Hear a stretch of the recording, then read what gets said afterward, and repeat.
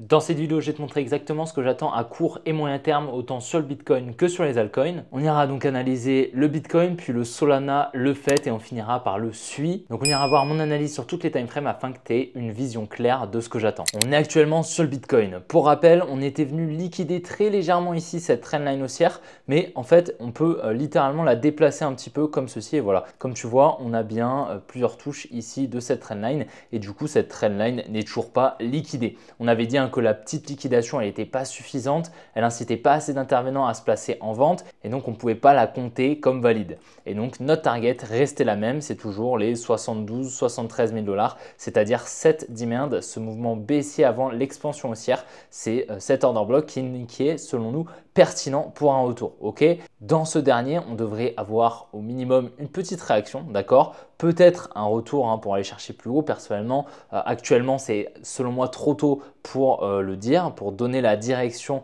qui prendra place à la suite du retour dans la demand. D'accord, il faudra chercher une potentielle accumulation pour potentiellement chercher un mouvement haussier, mais on pourrait également avoir une redistribution. D'accord, c'est quelque chose qui n'est pas du tout impossible et je pense que ça dépendra beaucoup des marchés américains et donc on suivra ça bien sûr dans les prochaines vidéos. Si on descend un petit peu en time frame, donc dans la dernière vidéo, on attendait un mouvement haussier pour venir récupérer cette demand. Tu t'en souviens, la demand des 85 300 $. Comme tu vois, on est venu liquider cette trendline ici, donc avec cette petite mèche juste là. Donc on est venu récupérer des liquidités, c'est-à-dire qu'en gros, on avait donc une trendline baissière ici. Lorsqu'on est venu la casser, donc c'est une trendline, une résistance, d'accord, tu peux le voir comme tu veux. On a une résistance également ici.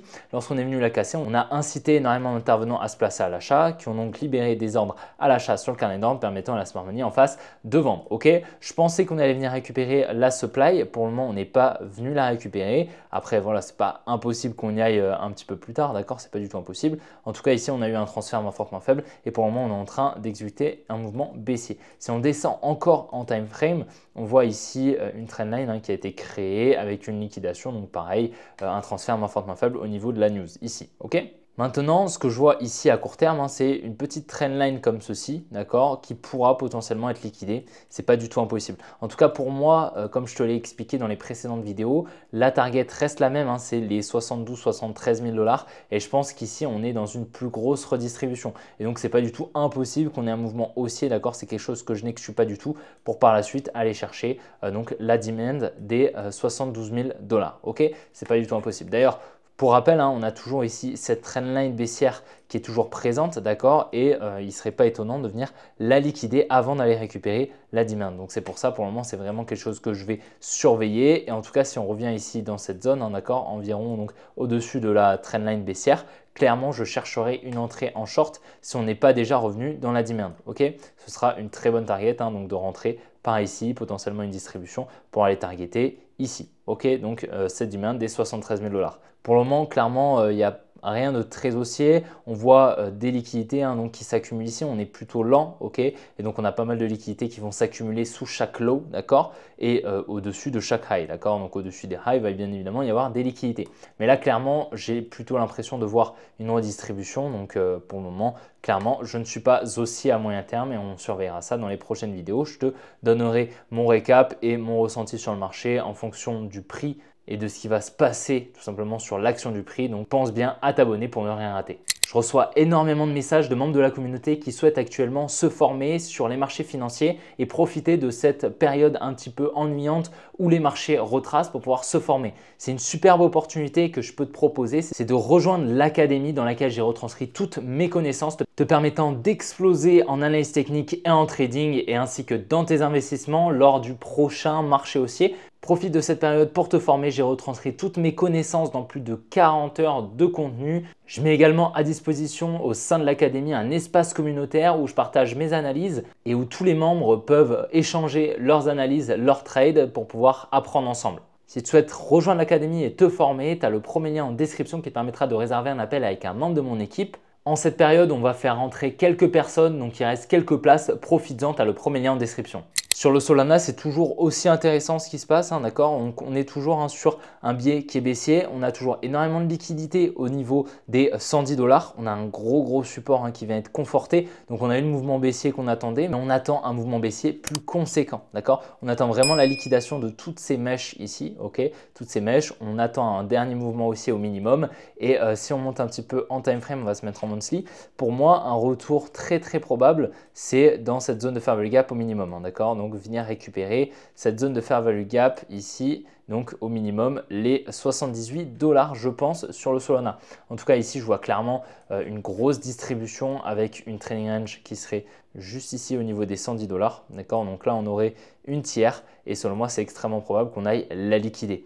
Ce qu'il faut se dire, c'est que là, au niveau de ce support, on incite énormément d'intervenants à buy de dip, hein, tout simplement à se placer à l'achat au niveau du support, pensant que le support va tenir, d'accord? Étant donné que la majorité des intervenants vont se placer avec les supports, la résistance, les trendlines et donc ils vont définir leur tendance, leur confirmation et leurs entrées sur le marché grâce aux supports, aux résistances, aux trendlines, d'accord? Et tous ces ordres qui vont être émis sur le marché vont servir de contrepartie pour que la smart money elle-même puisse se placer. Donc je pense honnêtement, c'est pas impossible qu'on ait peut-être un rebond, quelque chose comme ça. C'est pas du tout impossible. Mais pour le moment, on est dans ce qu'on va appeler un complexe throwback, c'est-à-dire tout simplement une structure baissière qui entre ici ce high et ce low, il peut se passer globalement ce qu'on veut, d'accord? Mais la target reste la même, c'est ce low ici, étant donné qu'on fait des highs de plus en plus bas et des lows de plus en plus bas et donc on anticipe des plus bas, tout simplement, d'accord? C'est ce qu'on va appeler une tendance baissière, une structure baissière. Ici, à court terme, si on regarde un petit peu plus,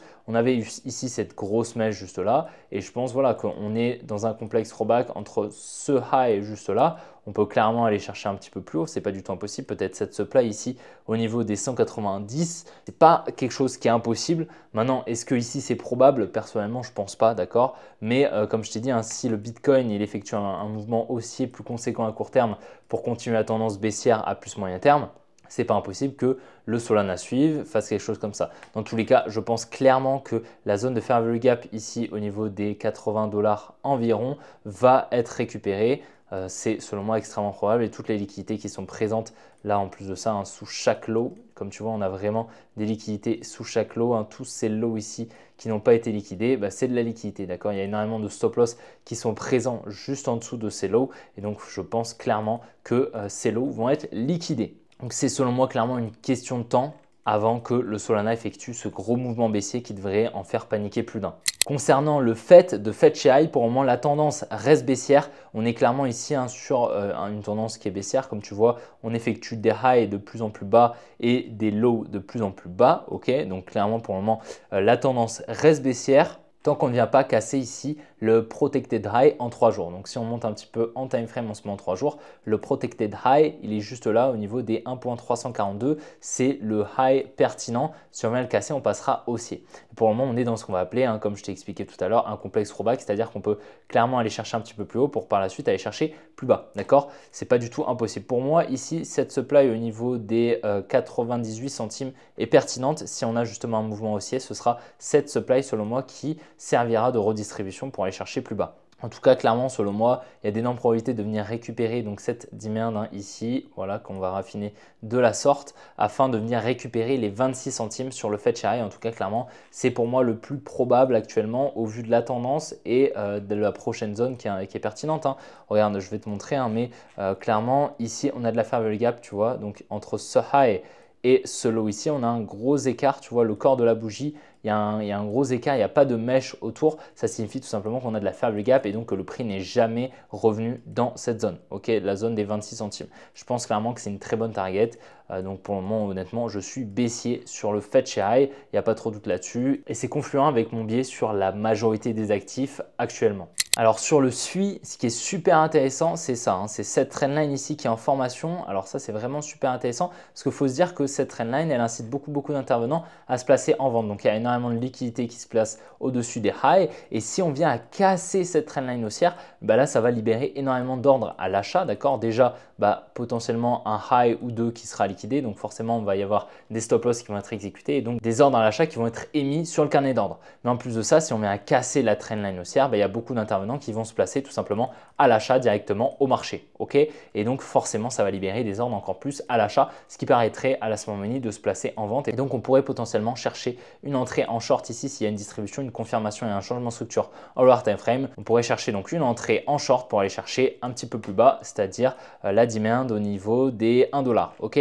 ici, comme tu vois, on a vraiment une grosse trendline qui vient être créée juste là, donc beaucoup de liquidité ici sous ces lows, environ les 1,57 $ sur le SUI. Clairement, il y a d'énormes probabilités selon moi de venir récupérer la demand des 1 $ environ. Donc pour le moment, je suis clairement baissier, la structure est baissière, donc on va anticiper des plus bas. En tout cas, ce qui est extrêmement probable, c'est de venir liquider cette trendline au niveau des 1,6 $, 1,58 environ. Donc, c'est vraiment ces deux lots là qui vont être extrêmement importants à venir liquider. Et la zone la plus pertinente pour potentiellement se placer, chercher une confirmation ici, ce sera cette zone des 1 $ environ s'il y a une accumulation et une confirmation. Ok ? J'espère que la vidéo t'a plu, si c'est le cas, n'hésite vraiment pas à la liker et à t'abonner. Si ce n'est pas déjà fait, n'oublie pas de me rejoindre sur mes autres réseaux qui sont directement en description. Tout est gratuit, on se retrouvera demain pour une prochaine vidéo comme d'habitude. Allez, ciao les gars!